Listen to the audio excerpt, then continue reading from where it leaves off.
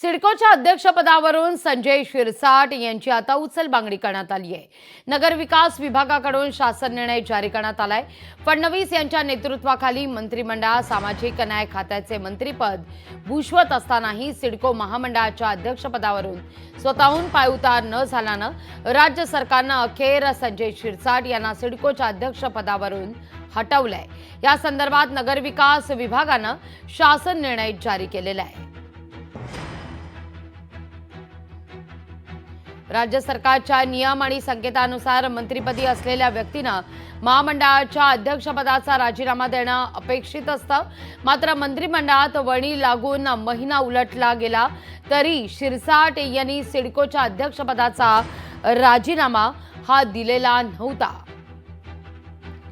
अधिक माहिती घेतो आपले प्रतिनिधी विकास मिरगणे यांच्याकडून। विकास, काय माहिती? संजय शिरसाट हे मंत्री होऊन सुद्धा त्यांनी सिडको महामंडळाचा अध्यक्षपदाचा स्वतःहून राजीनामा दिल्यामुळे अखेर नगर विकास विभागाने त्यांची नियुक्ती जी आहे ती रद्द करण्यात आली होती। 2 दिवसापूर्वी संजय शिरसाट हे बेलापूर येथे सिडको कार्यालयात येऊन सुद्धा काही विभागाच्या बैठका घेतल्या होत्या। ही बाब मुख्यमंत्री आणि उपमुख्यमंत्री यांच्या निर्देश आल्यानंतर तात्काळ नगर विकास विभागाने एक शासन निर्णय जाहीर केला आणि त्याच्यामध्ये त्यांची नियुक्ती रद्द करण्याचा निर्णय घेण्यात आला होता।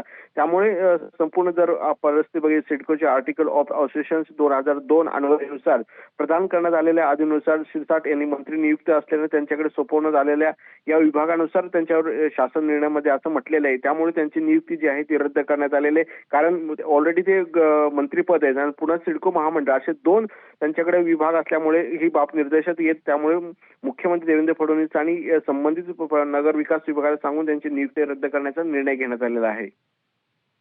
विकास, धन्यवाद तुम्ही दिलेल्या एकूण अशा सविस्तर माहिती करता।